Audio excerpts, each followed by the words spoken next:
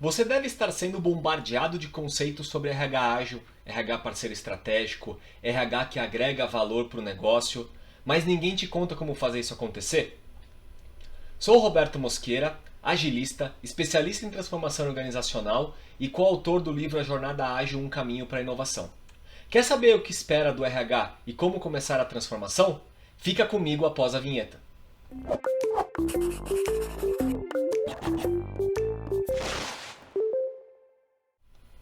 Seja bem-vindo ao canal Desbloqueia. Se você já é inscrito, legal tê-lo aqui novamente. Se você não é inscrito, clique em inscreva-se e no sininho para receber todos os nossos vídeos e conteúdos. Bom, vamos lá, vamos falar um pouquinho sobre a RH. É um tema que está sendo falado já faz alguns anos, tenho acompanhado essa discussão, tenho feito mentorias, consultorias, capacitações, tanto de executivos de RH quanto de média liderança e até de analistas. E antes da gente começar a falar um pouquinho sobre os conceitos de agilidade, vamos resgatar um pouquinho o tempo e vamos conceitualizar um pouco da história do RH. Bom, o RH ele começou mais forte ali a partir do final da Segunda Guerra Mundial, né? E ela tinha o objetivo nada mais de transacionar benefícios para os colaboradores. No começo o único benefício era salário, depois os benefícios eles foram aumentando, né? Vale alimentação, vale transporte, vale refeição e assim por diante. Até quando a gente chega ali mais ou menos na década de 80, começam a surgir algumas ferramentas para aprimorar a entrega de valor do RH nas organizações. Então a gente começa a falar um pouquinho ali de GE, de Nine Box, de curva forçada, de carreira, de evolução da carreira, de gestão de talentos. E é onde começa a mudar um pouco a figura do RH. Do RH extremamente transacional, que deveria garantir somente que o salário e os benefícios estão sendo pagos no dia certo, fazer contratação e fazer demissão. E o RH começa a ter um papel um pouco mais de agregação ao negócio. Tá? Ao mesmo tempo, o RH ele deixa de ser uma entidade centralizada na organização e ela passa a ser uma entidade descentralizada. Então, as áreas elas começam a ter RHs próprios para agilizar o seu próprio atendimento, customizar o seu próprio atendimento. E isso, como tudo na vida, tem seus benefícios e tem os seus malefícios. O benefício é que realmente você consegue customizar, o gestor da área, o líder, o executivo da área, ele consegue determinar quais são as prioridades do RH para a sua área específica. Mas por outro lado, os RHs eles começam a ficar desconectados dentro da própria organização. Ações isoladas, ações conflitantes. E aí no início dos anos 2000, final da década de 90, início dos anos 2000, começa essa discussão de voltar a centralizar o RH, como também centralizar outras áreas de suporte na empresa, TI, operações e assim por diante, com o objetivo de se ganhar escala, reduzir custo e consequentemente ter uma visão única, nesse caso específico da entrega de RH. E isso faz com que as entregas elas comecem a ficar pasteurizadas.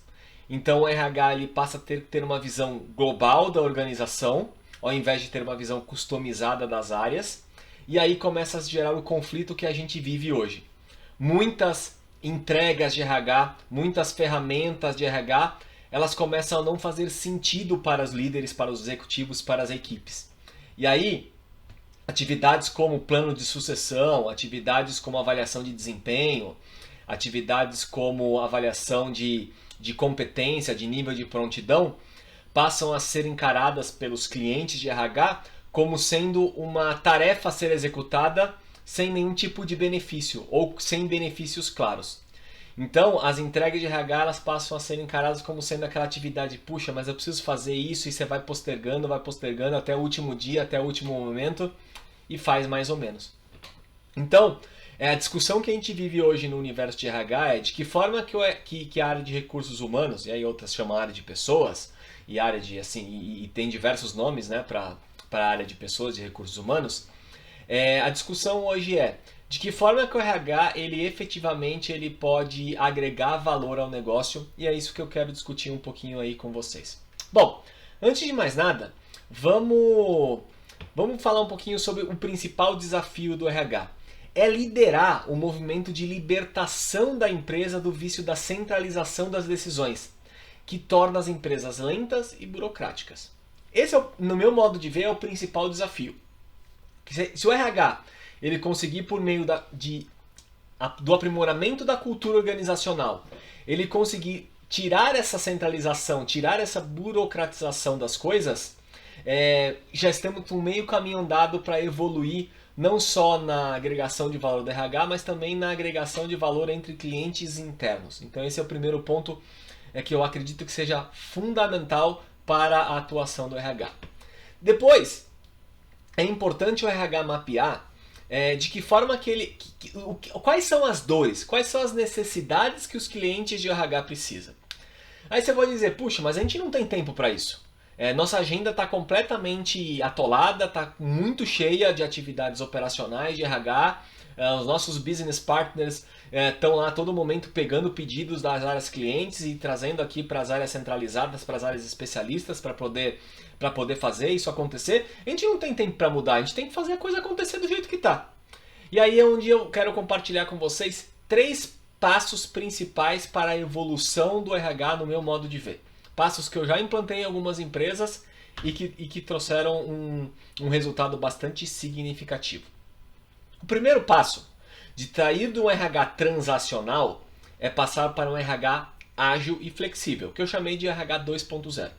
É nessa fase que a gente vai liberar espaço na agenda das pessoas de RH para que elas possam, num segundo passo, começar efetivamente a agregar valor para o seu cliente interno. Então nesse passo aqui, nesse primeiro passo de limpar a agenda do RH, o objetivo aqui é a gente melhorar processos, eliminar aquilo que não faz sentido, automatizar aquilo que pode ser automatizado, revisar a cultura organizacional com o foco em desburocratização e descentralização da tomada de decisão.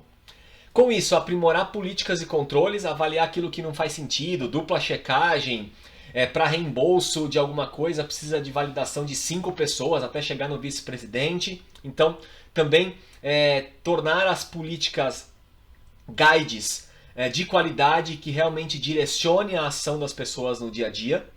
Trabalhar muito forte a comunicação, o endomarketing, para que as coisas elas fluam. E aí, conectando com vídeos anteriores, é até uma forma do RH apoiar o cascateamento do planejamento estratégico para que todos tenham o norte comum e saibam para onde a empresa está indo e para onde cada área está caminhando para ajudar a empresa a chegar nesse caminho.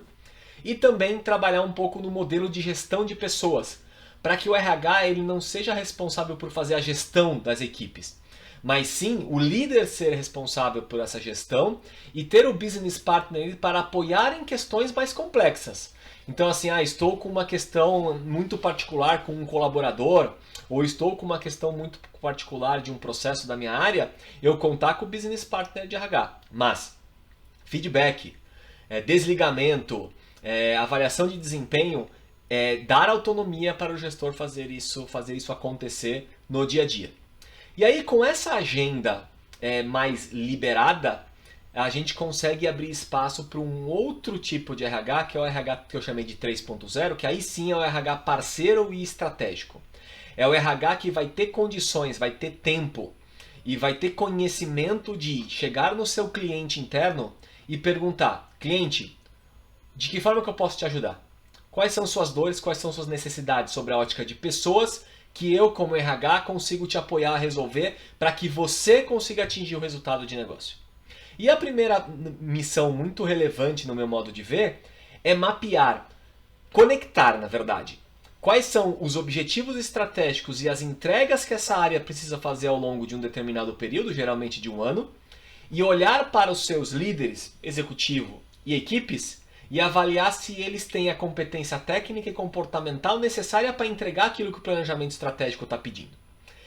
E provavelmente existirão gaps a serem trabalhados, e aí o papel do Business Partner de RH, junto com a área especialista de desenvolvimento humano organizacional, DHO, ou com a área de universidade corporativa, educação corporativa, desenhar uma trilha de desenvolvimento dessas pessoas para que elas sejam capazes tecnicamente de entregar aquilo que o orçamento, aquilo que o planejamento estratégico está pedindo. E, caso essa trilha seja longa e a área não tenha condições de esperar o desenvolvimento dessas pessoas, qual vai ser o plano para se entregar esse resultado? Ah, então vamos ter que trazer um líder, um gerente, um coordenador já com essa competência de mercado para a gente acelerar isso? Ou a gente tem condições de esperar? Então esse tipo de decisão é que o Business Partner RH, é que a área de RH que agrega valor para o negócio consegue ter com o seu cliente interno. Trabalhar plano de sucessão para que quando ocorra uma demissão voluntária ou involuntária, você terá prontidão de repor essa vaga rapidamente e que você não tenha perda de conhecimento e você não tenha perda de tempo para fazer a coisa acontecer, né? Outros pontos importantes também do RH parceiro estratégico. Precisa entender minimamente de contabilidade, de orçamento, de olhar números, para ajudar o gestor a avaliar oportunidades de melhoria, de aumento de receita, de redução de custo, de SLA, de saber se você está dentro ou não do orçamento. Então essas questões também são muito importantes para um business partner, para uma área de RH, ser efetivamente um parceiro e estratégico da empresa. Obviamente que o RH tem também seus desafios internos e esse vai ser um tema para outro vídeo, tá? Mas o RH parceiro e estratégico das áreas clientes é um RH que ajuda de forma ativa as suas áreas clientes a entregar os seus resultados de negócio. E eu reforço muito a questão do papel ativo, porque hoje o RH transacional ele tem um papel muito passivo de tirador de pedido. Ele só faz aquilo que o cliente interno pede, como se fosse uma pastelaria. O cliente encosta no balcão e pede o pastel. O RH vai lá e frita esse pastel. O RH novo, o RH parceiro estratégico, ele inverte isso e ele chega já com uma lição de casa feita de analisar quais são os desafios estratégicos dessa área, quais são as competências instaladas e já traz um pontapé inicial de um plano de evolução dessa equipe sobre a ótica de pessoas, para que o gestor dessa área, o executivo dessa área, ele possa fazer as suas contribuições, aprovar e ajudar a fazer esse plano acontecer.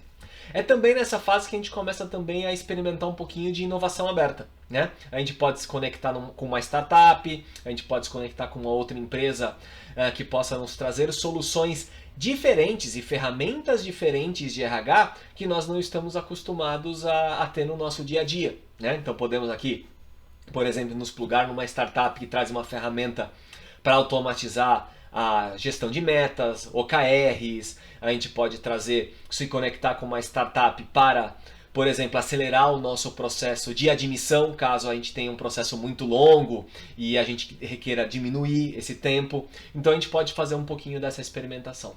Com essa etapa 3.0 bem encaminhada, a gente pode partir para a última etapa, que é o que eu chamei de RH 4.0, que é o RH transformacional.